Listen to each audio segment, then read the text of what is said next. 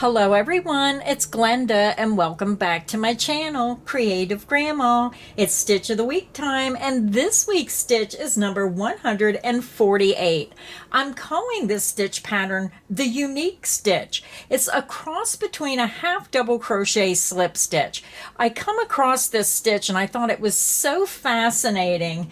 This video is sponsored by Hooks and Needles. I want to give a special shout out to Hooks and Needles for sponsoring these videos to help me bring more content to my channel. This is a wonderful monthly subscription program where they have a knitting box and a crocheting box. I just want to give you a sneak peek inside the knit box. Now the knit box and the crocheting box are set up similar. So when you open your box of goodness, the first thing you're going to get is in the knitting kit, you'll get your knitting book. It'll tell you about the yarn and it will show you the patterns. You're also going to get your yarn and you're also going to get other items in your box to help you make that project. So when you get the crochet box, you're going to have a crochet leaflet, you're going to have your yarn, and you're going to have all those goodies. Now, if you sign up today for the Hooks and Needles subscription program, you can save 20% off your very first box by using the code CreativeGrandma20 up here on your screen, and I'll put a special link in the description box underneath the video. If you're someone who loves surprises and you love to get a monthly subscription where you get the yarn and the patterns and everything you need to make that project, this may be for you. Just click that link, check out all the information, and judge for yourself based on what you're seeing on the website. The one thing I like about monthly subscription programs is it gets you out of your comfort zone. Sometimes we get in that rut where we're making the same things over and over, maybe hats, scarves, blankets, but what about trying something new? What about getting out of your comfort zone, trying different yarns and trying different patterns? It's just a wonderful way to have a monthly surprise. So let's get back to our video. Now this stitch pattern is any number chained. You can chain an even number, you can chain an odd number, just chain to the width you want and begin the pattern. So I'm going to start, I have 3 samples. I always like to show 3 different samples when I do my stitch of the week. And the first sample, I'm going to work from the largest crochet hook down to the smallest. I wanted to see what the stitch pattern would look like by using different yarns and different hook sizes, because that also matters when you're doing a crochet pattern. Now this sample here, I made it with the Lion brand Mandala. I started in the center and I just worked a little bit and it just started changing colors.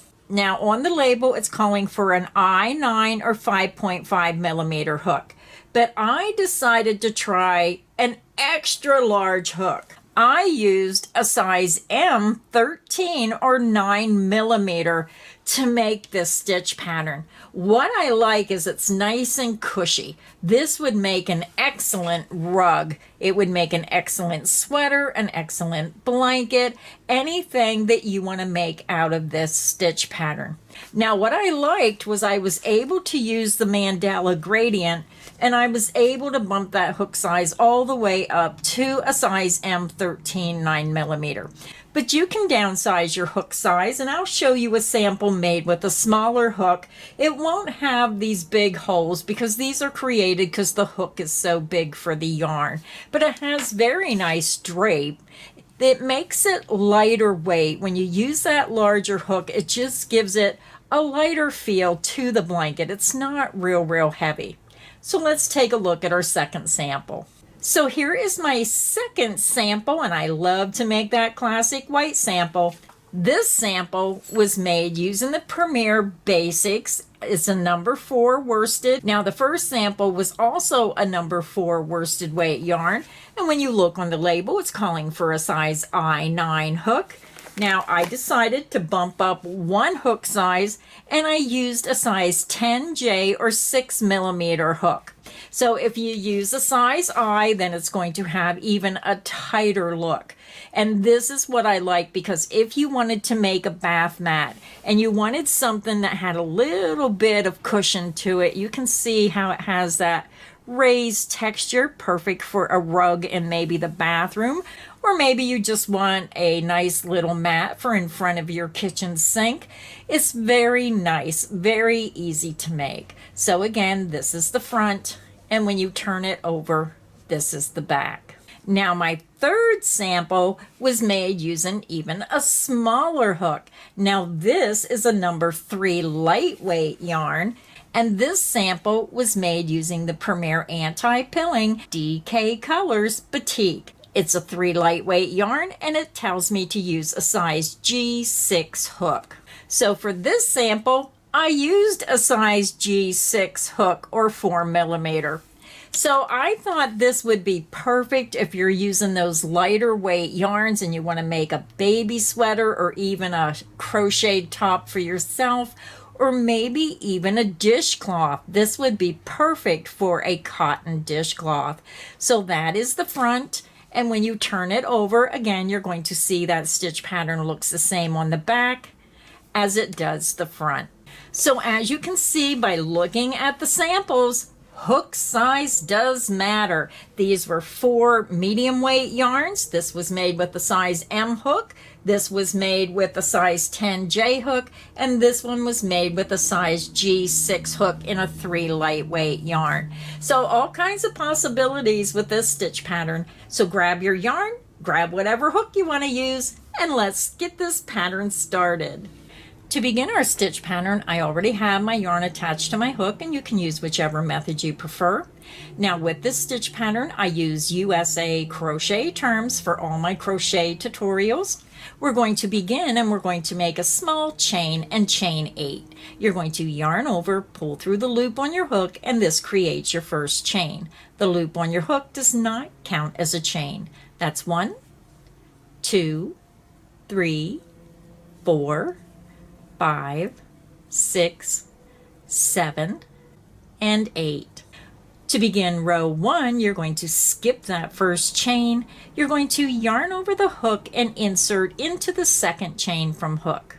You're going to yarn over and you're going to pull through that chain. You're going to bring your finger up and hold it right at the base of this loop that you just pulled through, and then pull that loop through the 2 loops on your hook.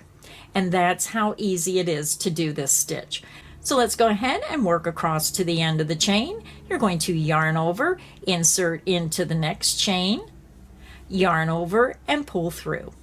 Then you want to put your finger up here, help hold that loop, and then pull it through the 2 loops on your hook. Yarn over, insert into the next chain, yarn over, and pull through.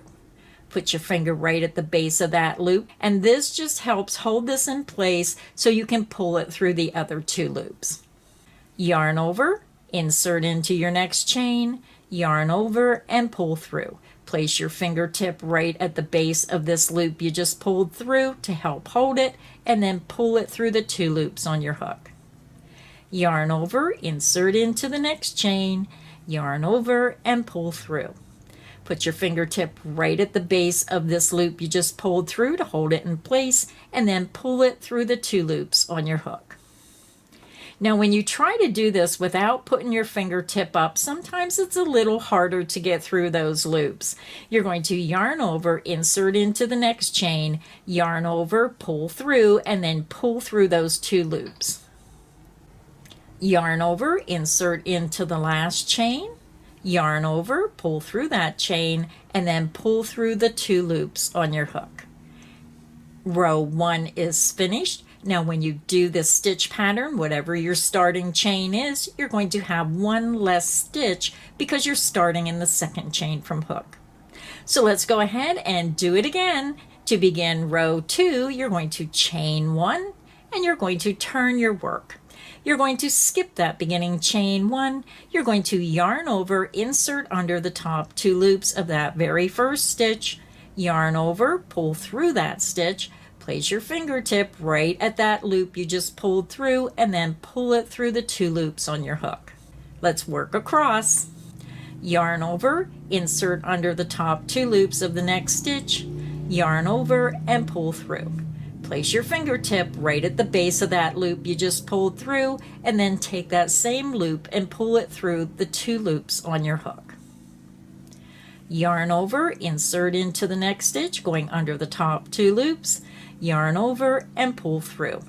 Put your fingertip right at the base of the loop you just pulled through, and then pull it through the 2 loops on your hook.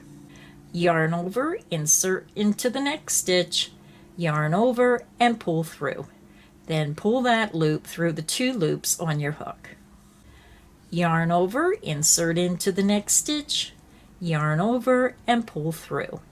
Then pull that loop through the 2 loops on your hook.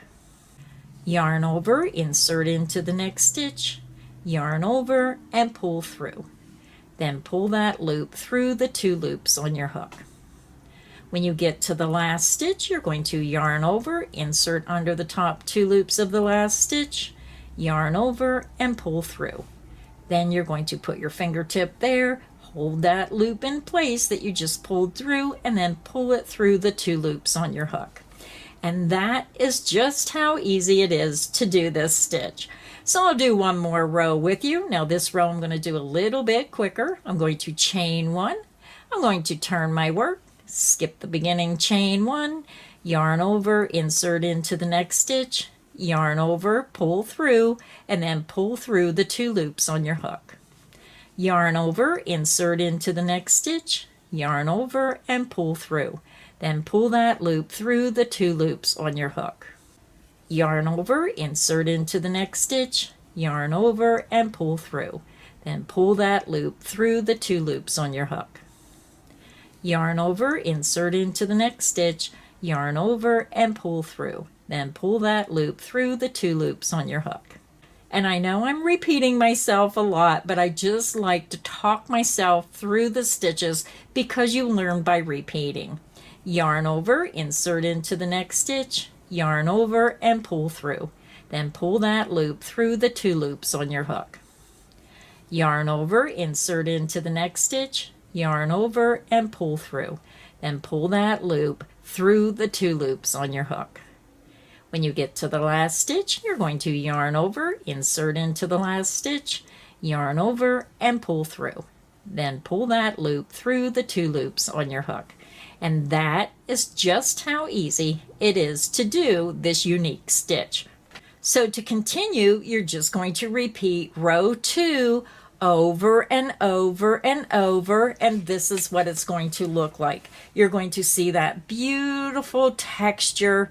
It's just a beautiful, easy stitch to do. It's what I call a TV crochet stitch, where you can sit there, relax, watch TV. It's a 1-row repeat. So what more could you ask for? If you enjoyed this crochet tutorial, please make sure you hit the like button. Make sure you subscribe so you don't miss any of the crochet fun here on Creative Grandma's channel. So until next time, stay inspired and happy crocheting. Bye everyone.